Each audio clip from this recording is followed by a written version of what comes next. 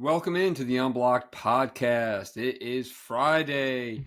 Well, we got November the 10th already. I'm Keith, joined by my friends Brian and Coach, and we have a very special guest today. This is one we couldn't get last time due to some technical difficulties, but Alphonse Shank Taylor is here with us today. So Coach and him, I'm sure, are going to give us some laughs and some fantastic stories going into it.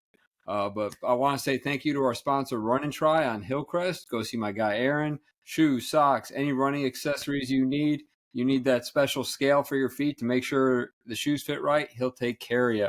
And then also, most importantly, social media. Interact with us on the socials.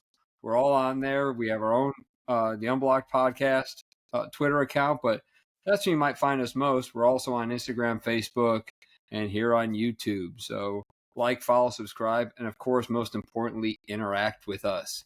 But that's enough of that. I'm going to let Coach, you and Alphonse get to it. He's the guest of the hour. Very good. Thanks, Keith. Good to see you.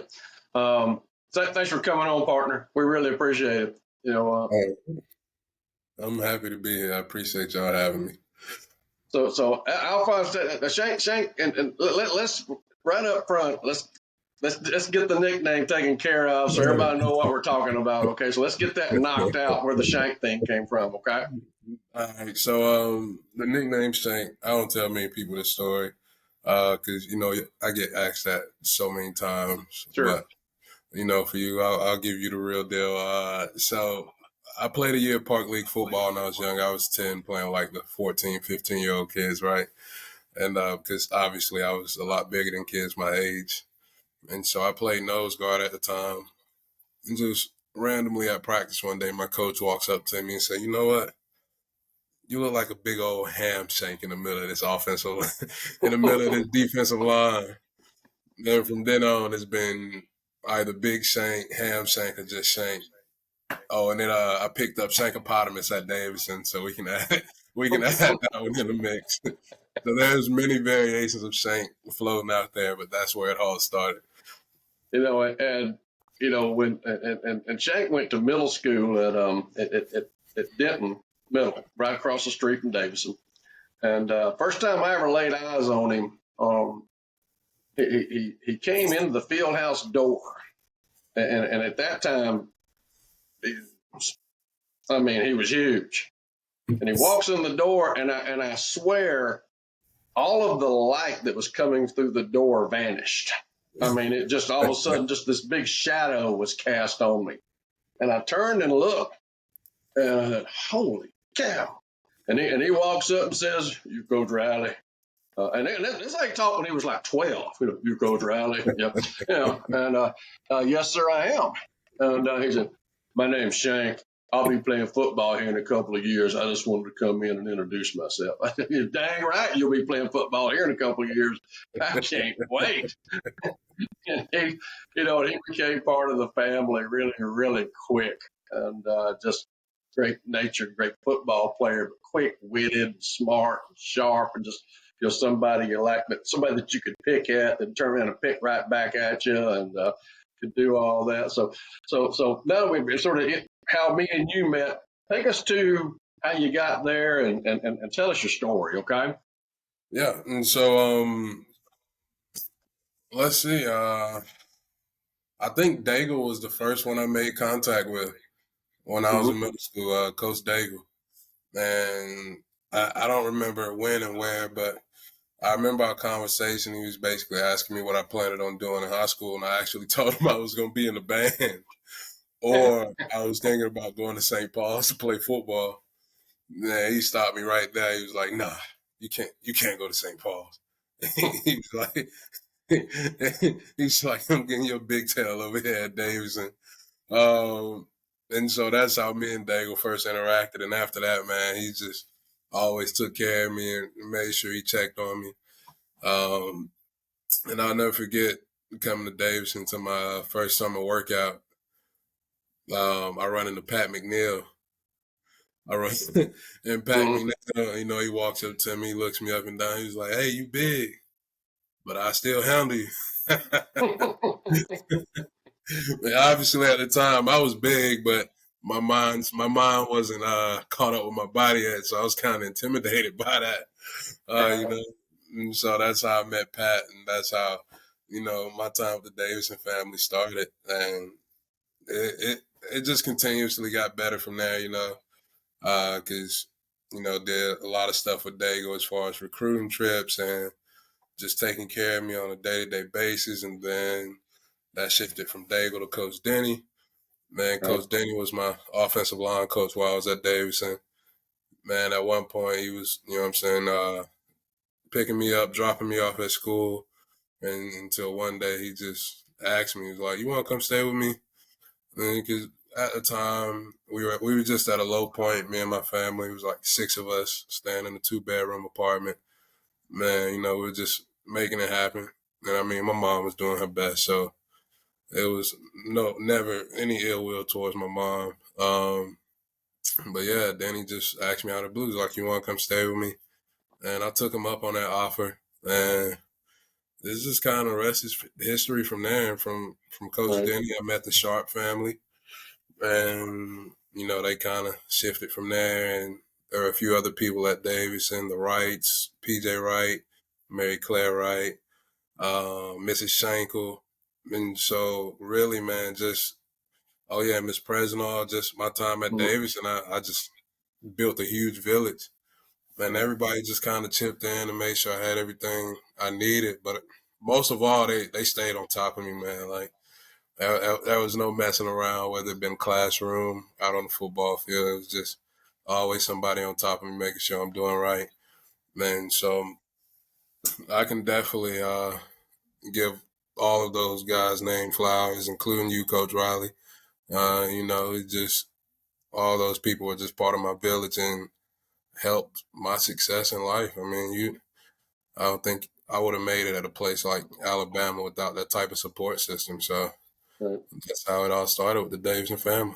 Well, I know and I appreciate all that, and it just is a reminder of, and just for Keath and Brian, just I mean, you had, I mean, Davidson was different, Yep. and it's a different kind of school. It's not like Fairhope. It's not even like Saraland. Davidson especially at that time, was a melting pot kind of school, and the people that we hired, first and foremost, I hired them based upon that they have the heart for the kind of students we were going to be dealing with, or the kind of players we're going to be dealing with. Their heart's going to be big enough to understand that this is not, you can't turn this off, at 8 hours. You can't. And Shank stands out because he's 6'4" and 300 pounds and won the national championship at Alabama. He was one of many. I mean, many. He just happened to be in a lot of ways one of the most famous ones. But those guys, Ken Daigle, Chris Denny, Mary Claire Wright, PJ Wright, the Sharp family, Miss Shankle, Miss Presnall. I mean, that list goes on and on and on of people that at Davidson through those years changed lives. And I was very proud to be associated with them, and proud of the impact that they had on Alphonse.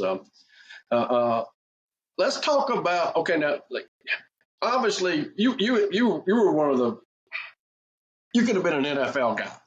There's no Right. question. You had the NFL gene pool, the NFL feet. I mean, the first time Coach Saban came to see him, I'm walking down the hill with him and Coach Saban and Jeremy Pruitt, and they haven't offered him yet. And so we get down to the practice field. We're doing we're in off-season workouts. We're about down there about to do our flexibility work over the hurdles and stuff like that. So we get down there and I point him out down at the end of the track. And I said, "Hey, Shank." "Yes, sir." "Lean over and put your hands flat on the ground for me, Big Daddy." And he just leans over at 6'4", 350 pounds, and puts them hands flat on the ground. And Coach Saban looks at Pruitt and says, "Why the hell have we not offered him yet?" He got offered that day. I mean, it was, we knew what we had, and Coach Saban was actually a little ill that he hadn't been offered as of yet. And but then you committed to Florida State. So, Right. let's go from the journey of committing to Florida State to the Alabama Mississippi All-Star game to you ending up at Alabama and how that happened. Okay. Right. So so I was being recruited heavily by Florida State and Alabama at the time, and I was really enjoying Florida State, and I actually believe it was kind of after one of the Florida State Miami games. And it was a great game, and I just kind of made up my mind then. It was like, all right, I think I want to come here, and 'cause that at the time, man, that rivalry was like electric. Electric. Mhm. So huge game, fun atmosphere, man. I still remember like hearing the chop, just everything going crazy, and Well, just and big. we were Warriors, and we had the same spears on as Florida State, and Yeah, we did the yeah, tomahawk chalk, and yeah. I mean, it's sort of like Man. being at home. I So know. it was literally like upgrading my high school experience, just Right. on a different level. And so I committed to Florida State, and everything was set, or so I thought. And so I ended up going to the Alabama Mississippi All Star game. And at the time, on that team was stacked, man. It was like Reggie Ragland, Jameis Winston, T.J. Yeldon, Ryan Anderson, and a lot more guys. Like that Mhm. was an incredible team looking back on it. And at the time, Ryan Anderson was going to Bama, right? But TJ was supposed to be going to Auburn at that point. Then and then essentially those two guys ended up getting in my ears, like saying TJ was saying I'm gonna end up going to Alabama, and Ryan was already going there, so it was like, hey, you might as well come on, jump on the ship, and we all go to Bama together, and we just make it happen from there. And I mean, it was honestly an easy sell for me because I mean, I enjoyed that week being around those guys, and so for me, I was thinking if this is what the week is like, and what would it be like to be actual college teammates with those guys? And also at the time, I was thinking, I'm from the state of Alabama. I plan on moving back to Mobile one day and living in Sure. Alabama. So, it'll be a little hard pressed to be an out of state kid that decided not to go to Alabama, right? Right. And so that kind of influenced my decision to switch. Just want to stay in state, man. Just kind of be a part of that hometown hero vibe, and the rest is history. I mean, the decision can't be argued. Really, ended up winning 2 national championships, 4 SEC championships, few bowl games. I had a chance to go to the NFL, which going into college wasn't even part of my thoughts. I was just happy and blessed to even be able to go to college in the first place, right? And so, and then concussions happen, which, is just kind of freak deal out of my control. Had 3 concussions my senior year, and I And actually didn't could you, have kept playing. didn't you have a concussion at Davidson, maybe your I sophomore year? did. You catch a knee to the head on goal line defense or something. Yep. It was your Yeah. first one, wasn't it? That was my first one. All And right. crazy enough, my last concussion was a knee to the side of the head as well. Hmm. And that one had me down pretty bad. And I mean, they told me, excuse me, I could have kept playing, but they were just saying if I got one more concussion, then they were gonna medically DQ me. So I just made a decision to go ahead and stop playing right then. Because honestly, I was scared. Sure. That was, if I'm correct, I mean, I was having concussion symptoms upwards of a couple, 2 to 3 months after that last concussion, because that was my third one within a week, 2 weeks or so. Hmm. Well, nah, that was my third one within the first half of the season because I had one during training camp, and then I had one in the week leading up to the game, and I went through protocol. I thought I was fine, everything was good, and then the last one happened and knocked me out. And Right. so, talking to the doctors, they said I'll be fine and everything, but I just made a decision to go ahead and call it quits and walk away. Right. And this was, guys, this was before the movie Concussion had come out. This was, a lot of this stuff was sort of flying by the seat of your pants at that point in time. It was you still talked in terms of getting your bell rung and stuff Yeah. like that, and that window of time, and before they started teaching, hawk tackling and shoulder tackling and roll tackling. I mean, we're still stick your face in there, head across the bow. I mean, all that stuff, bite the ball when you tackle, all those things that would get you sued today if you said stuff like that and somebody got hurt. And it was prior to all the information that came out about concussions but I'm sure, and what I'm proud of is that I know that the influence that all those people had on you is having an influence on you now because of what you're doing for a living now with those guys, and having that heart for young people that people showed you when you were a player. Yeah, without a doubt, that's definitely part of my purpose now. So just to pay it forward, because like I said, I had my village, and a lot of people did a lot of stuff for me, and I without a doubt don't take that for granted. And even if I could help one kid moving forward, I'm happy to do so. And I just want to, put kids on the right path. Give them the love and care that they deserve, even if it's not coming from home. Whatever I can do to, get them what they need, I'm happy to do so. And, it's fulfilling to be serving my purpose and being of service to these kids. Guys, one of the things we'll flash back to is flipping from Florida State to Alabama. We had a policy that don't commit. Do not commit. Don't go somewhere and come back and tell us you have committed, because it's just so much time down the road. Take your visits, enjoy the process, and then make a decision late. But if you commit, we're going to shut down your recruiting. I mean, you said you're going to go to wherever, then that's it. That's fine. And again, this was a different time. This was a decade ago. And that's how we did it. And then he goes to the Alabama Mississippi All-Star game, comes into my office on Monday morning. And, Coach, I need to talk to you. What's up? Coach, I want to go to Alabama. Oh, Lord. And look, I mean, I want him to go where he wants to go, but I also know what a high-profile individual he is, what a mess I'm about to have to help him navigate and to get him where he wants to go. And the next thing we do is actually get in my truck and go visit your mama at work. Yeah. Because you ain't told her yet you want to go to Alabama. and you want me to be there to sort of, I guess, maybe make sure she don't hit you in the head with a stick. I don't think nobody knew at the time. I think the only person I told was my older brother. And I swore I made him not tell anybody. Because like soon as it hit the fan, man, it was bad. Oh gosh. Even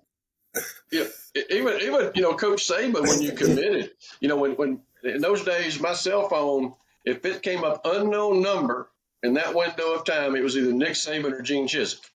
I mean, it was one of those two. And of course, then you told me you committed to Florida State, so unknown number, I figure it's Coach Saban. I was sitting on my back porch in Daphne with Susan, with Ms. Riley. I believe this is Nick Saban. He's calling about Shank, I guarantee you. Hello, Brad. Yes, sir, Coach Saban. God dang, what's he doing committing this early? I said, Coach, I don't like him committing this early. You know that I'm against it. I mean, I don't know what he said. He don't need to be doing this. Sir, I agree. We're on the same page. I agree with you 100%. I said, but what I know, this is a long process. It's just March or whatever. I mean, we got a long way to go before this deal gets sealed, and just hang in there with me, sir. All right. But it was another thing was, which was the wonderful thing was that part of, if you flipped at Davidson, which just didn't happen. If you flipped, you couldn't be part of the signing day ceremony. We told them that up front. If you flipped, You'd have to go have signing day at Ruby Tuesdays or somewhere because I mean, that was just how we operated. I mean, we Yeah. ran a very tight, but he was a December graduate. So I didn't have to cross that bridge and deal with that. Because I can tell you this, Lewis Copeland would have made me put his big butt on the stage because he was an Alabama guy. No, there's no way he was going to. You're going to make an exception this time, Coach Riley, and you just blame it on me. And that's where that road would have led if you hadn't have been a December grad. Yeah. Oh shoot! Well, hey, I'm gonna toss it to these guys because I know they're gonna want to hear some Saban. They got some Saban questions, some Alabama questions, and let them jump in here with what they've got. Okay. All right, let me hear it. I've got no Alabama questions. What's your favorite Coach Riley story from Davidson Lord. High School? Mm. You've got to have a couple of them, right? That's what we want to hear. That's what we want to hear. Man, my favorite Fred story. It really has to be when we first met each other. You know, because at that time I really didn't have too many rough male influences around me. I mean, I had my stepdad, but he really wasn't into athletics, didn't care about football or anything. And so meeting Fred for the first time, I feel like that's the first time somebody just told me like it was and wasn't coddling me, you know. It wasn't soft on me. Just told me straight up. It was just like, you coming to Davidson. It was like, all right. And, you know, so definitely our first time meeting. And there's been some instances, you know, where I wasn't necessarily blocking or playing tough, and he'll let me know about it in his own, you know, in his own way. Man, I may have called him a marshmallow at some point in time. I'm not sure. You know, like when you're doing good, well, that's what you're supposed to do. But when you're doing bad, you know, you need to get it together. And so definitely that's what I remember most about Fred. You knew he wanted to make that. you a better player, correct? Oh, without a doubt. And a better person. Yeah. They man, one thing for sure, they had zero hesitation with holding me accountable for whatever it was I was doing or wasn't doing. And I feel like that helped me turn out for the better. They didn't let me get away or get by with anything. You know, they made me stand on business as a young man. And so, you know, I like to say that kind of pushes me to be who I am today. And why did you choose coaching? I know you started at South Alabama as a counselor, correct? Correct. So I started as a academic advisor for general population. I did that for about 3 years, and then I decided to go into athletic counseling, right? Well, to start, I became an advisor because my athletic counselor at Bama was like really good. Miss Molly Dowd, she was amazing. You know, she's the one who kind of helped me stay on track, allowed me to graduate in 3 years, and she talked me into doing my master's while I was there. And so she just did an amazing job in helping me navigate those new waters. And it's part of my whole purpose. You know, I wanted to pay it forward, right? And so I wanted to be that person for another generation of kids. And, you know, I had all these valuable experiences going through college that I could share with kids and help them along the way. And so that's how I got into advising in general. And then obviously with athletic counseling, now I have a specialized set of experience that only this group of kids can relate to. And so I wanted to go and be a part of that and share, you know, just share my experiences and help as best I could. And I enjoyed my time there, but essentially it just made me miss football even more, to a point where I didn't want to be a background role anymore. I wanted to be back on the field. And so that's how I ended up flipping into coaching. Very good. Keith, what do you have? I got a couple basic questions from the general schmuck of a fan like I am. Favorite stadium you played in outside of Bryant-Denny? Oh, that's a good Top one. 3. You know, crazy enough, SEC championship game 2015 against Florida. That was one of the loudest stadiums, and obviously the national championship game against Clemson that year as well. Their fans traveled well. Obviously, ours did, and it was such an intense game. But I love that Arizona stadium just because it was an indoor stadium, and like they showed us the whole process of them basically raising their turf, raising their sod, their grass, their game field. It was an indoor stadium, but they had a grass game field, right? And so they'd roll it out on these pallets. I wouldn't even call them paddles. They're like robotic, just robotic flats that roll around on wheels, and they'd roll them in and lay this turf down, man. I thought that was really cool. So from an aesthetic standpoint, definitely Arizona. Neutral Stadium, Atlanta. But just true away game, I'll definitely have to say Death Valley. Just being at LSU, and it was a night game, man. And everything they say about it, all the hype you hear, you should believe it. It's just an immaculate atmosphere, man. Those guys get crazy down there. And so definitely enjoyed that experience. All right, one more quick thing. Favorite swag bag you got at a bowl game? Ooh, that's a tough one. I'll have to say probably 2015, because that's around about the time when they started the college football playoffs, right? And so they were in process of rebranding everything, and so we ended up getting like the playoff logos on our bowl gear, and like the Nike check was like a diamond reflector check. Man, you could only get it on bowl gear, and I thought that was really cool. I always liked when we got gear that we knew other people weren't gonna get. And, Nice. And so I enjoyed that 2015 playoff bowl gear. Nice. All right.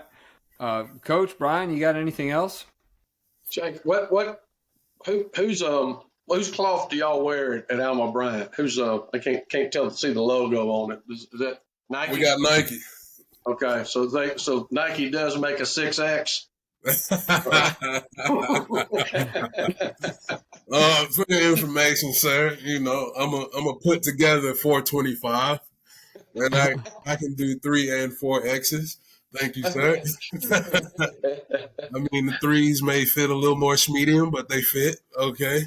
I love it. Very good. That's great. Oh, shoot. All right. Well, all right, Alphonse, stick around and join us. We're going to go through a couple little college football and some things we're going to be looking at. Brian, let's get into the college football preview. ACC, Pac-12, what are we looking at? Pac-12, Arizona Cardinal. Deion's got 2. He needs 2 more wins to be bowl eligible. He's got Arizona, which I'm not sure he can win, and then he's got Washington State and Utah, so it might be tough sledding there. Utah-Washington could be a really good game.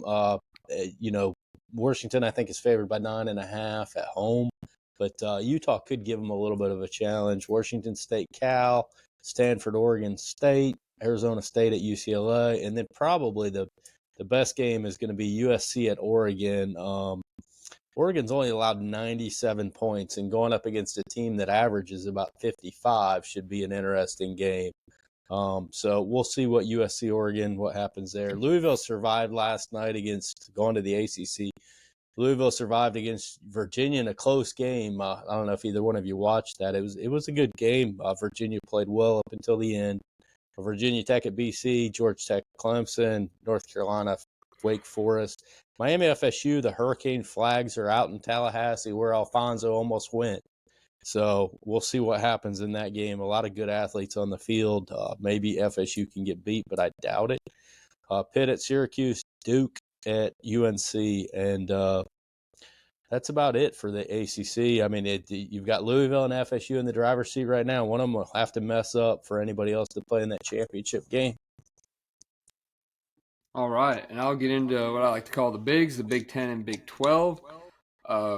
Big 10 is going to have all the eyes this weekend, especially with everything going on up in the state of Michigan and the University of Michigan, and they are traveling to Penn State. So that will be another, again, storyline of the year is some of these 11 o'clock games have been absolutely outstanding this year. There has been a lot of reason to watch early football, and this will be another one. Michigan goes to Penn State, and this is in reality, their first really big test of the season. So we'll see how that goes over. Other news in the Big Ten, you've got another low-scoring game between Iowa and Rutgers, and a big don't overlook them game is going to be Ohio State home to Michigan State. Ohio State, everything says take care of business, but they're in that seat where just make it to that Michigan game undefeated, and it's all it comes down to that. In the Big 12, again, similar situation. You've got one loss Oklahoma State going to UCF, and you've got one loss in the Big 12, Texas going to TCU. So 2 away games. Both teams are in the driver's seat to make it to the conference championship game. But again, just 2 games that on paper you win, but you can't overlook, because if you keep looking ahead, then you see what happened to Oklahoma as well. So they're at last week and week before with Kansas too. So anyway, that's all I got. Coach, how are we doing with the SEC and the University of South Alabama? All right. And Shane, we're going to get you to predict 7A Region 1 versus 7A Region 2, those 4 games tonight, okay? Give us some All thoughts on what you think about that when we get to you, okay? And also, by the way, Shane, I actually predict who's going to win in my games. And just see, I am 64-15 so far this year in SEC and South Alabama games. If it starts going south, I'll just quit picking them. But I'm going to keep picking them as long as I'm doing well. I've got South beating Arkansas State at home. South's a heavy favorite in that game. Tennessee at Missouri. Heck, going to be a heck of a football game. I'm still going to pick Tennessee because I think they can go to Missouri and run the football and take the crowd out of the game. Alabama at Kentucky, Bama. I hate to go against Auburn, but at Arkansas, I think Arkansas figured out finally what to do with their quarterback last week, and they're going to be hard to handle in Fayetteville. South Carolina over Vandy, Georgia over Ole Miss, and even though it's going to be a heck of a game, just the Kiffin Kirby show will be fun to watch as much as anything. Florida at LSU, I've got LSU, and then I've got Texas A&M beating Mississippi State at home. 7A Region 1, you got Mary G hosting Dothan, is that right? How you see that going? So I think I'm taking Mary G on that. I really like their quarterback, the kid committed to South. He can really put the ball in the air, and they got a really good receiver out there on the edge that I think will be hard to contain. So I'm taking Mary G in that one. Okay, and I think Baker's hosting Auburn, I believe. So, when we played Baker, we gave him a run for their money. We were able to run the ball effectively. Just couldn't get it in the end zone, which is the story of most of our season, but, it's not about us right now.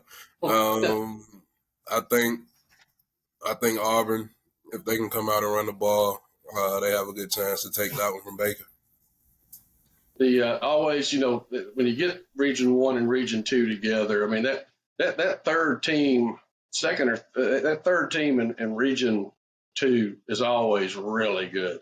I mean, we, in the years that we end up playing Prattville or Phoenix City or Auburn, and you just end up, finally getting knocked out of the thing. Daphne is where's Daphne playing? Daphne's playing at Enterprise. What do you see there? I'm taking Enterprise on that one. I think Daphne lost some steam towards the end of the season. I think it's going to come back to bite him. Gotcha. So I'm taking Enterprise. And our beloved Davidson Warriors going to Central Phoenix City and playing over there in one of the toughest environments in high school football you can play in Phoenix City, Alabama. Tell us what you think about that one.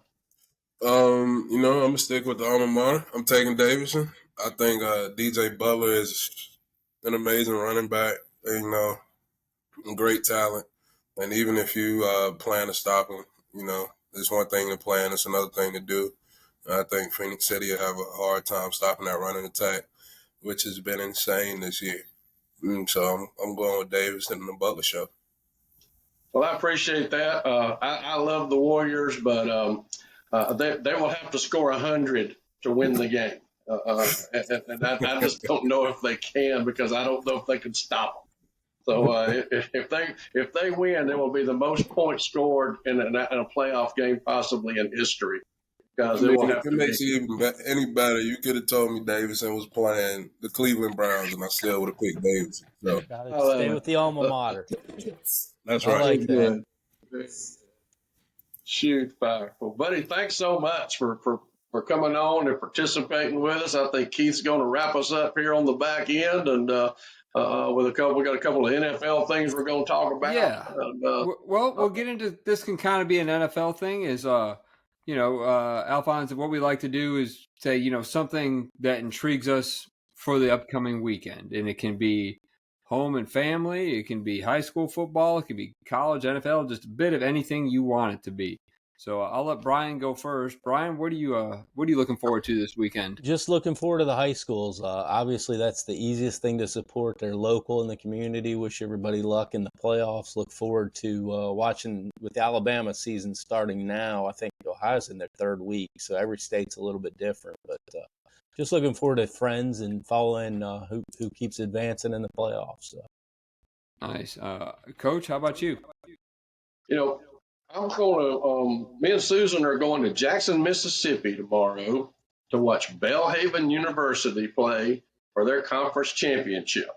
And that is important because their starting quarterback is Davidson alum Tim Johnson. And their starting tailback is Davidson alum Colby Blunt, who is now Belhaven's all-time leading rusher. And so we're going to make the trip to Jackson in the morning for an 11 o'clock kickoff and go watch those two guys and sit with their families and watch the game. We're really looking forward to that. Tim Johnson, one of the great stories ever. Tim Johnson didn't win a game as a starter in middle school. Didn't win a game at Davidson as the starter on the freshman team. Lost every JV game he started. Took us to the playoffs twice, and is now an all-conference, possibly conference championship quarterback at Belhaven after tomorrow. So a great story. Good story and persistence in his athletic career. Nice. Very nice. Mine is going to be. I'm going to go to the NFL. Two things. Number one, it is our final Sunday of all-day football because we do have one more Germany game with an 8:30 kickoff with the Colts and the Patriots. Should be. Belichick's always showing up when he goes international, so we'll see what happens there. He might get fired on the tarmac if he loses. I've read that all week on the X. When I was over in which I find hard to believe. in London for the Bears game, I was definitely telling a couple, just leave him on the runway. After the Bears lost that. But my second thing is, speaking of my Chicago Bears, my undefeated on Thursday nights Chicago Bears. So that's how many other teams can say they played multiple Thursday night games and are undefeated. It just shows we're back. Everything's fine, and we'll just get a new coach and new everything, and we'll be great. No big deal. But it's also the Bears are a hot topic because depending on how it works out between our local New Orleans Saints heading up to Minneapolis this weekend, that would make that current Monday night fixture in December between Chicago and Minneapolis probably not too entertaining. So we may be the first undefeated Thursday night team to get flexed out of a Monday night football game. So, we're just setting records everywhere, how many quarterbacks we can use in one season, how many quarterbacks we can use without winning anything. It's just all kinds of good things going on in Chicago. Alphonse, anything you're looking forward to this weekend? Yeah, I'm actually looking forward to college football and definitely spending time with the family this weekend. As far as college football goes, we got Georgia Ole Miss, right? The two guys I used to play for, Kirby Smart and Lane Kiffin. I'm interested to see how Georgia's going to come out. They had a tough matchup against Missouri, but they pulled it out. But I think Ole Miss would be more of a fight for them. I'm also ready to see the Miami Florida State game. I got Mario Cristobal with Miami, so I'm gonna have to root for the former O-line coach. I want to see them pull that out. They need that big win for the year. They're trending in the right direction, so I'm happy to see that he's having some success this year. And, last but not least, I'm ready to see the Tide roll. I want to see what Jalen Milroe is going to do after coming off a 4 rushing touchdown game and getting a big win last week. And so I want to see if we can keep it together up front on the offensive line that's kind of been struggling this year. But if we commit to the run game and get those 360-pound guys moving forward and not kicking back and pass for all night, I think we'll have a great chance to go in and handle business. And finally, man, I'm just looking forward to kicking my feet up and loving on my little girls. There you go. Nothing better than that. Well, then that'll wrap us up here at the Unblocked podcast. Again, Alphonse, thanks for joining us. Loved hearing the stories. Thanks to Run and Try and Hillcrest for sponsoring. And again, please interact with us, all the socials, YouTube, Instagram, Facebook, Twitter, everything there. Hit us up if you have any questions. We will take listener questions on our shows. And of course, if you've got something a little more elaborate or you have a company or an event that you would like mentioned on our podcast, hit us up on the email. We are at unblockedpod@gmail.com. So for Keith, Brian, Coach, and Alphonse, everyone say, see you later. Thanks for joining us.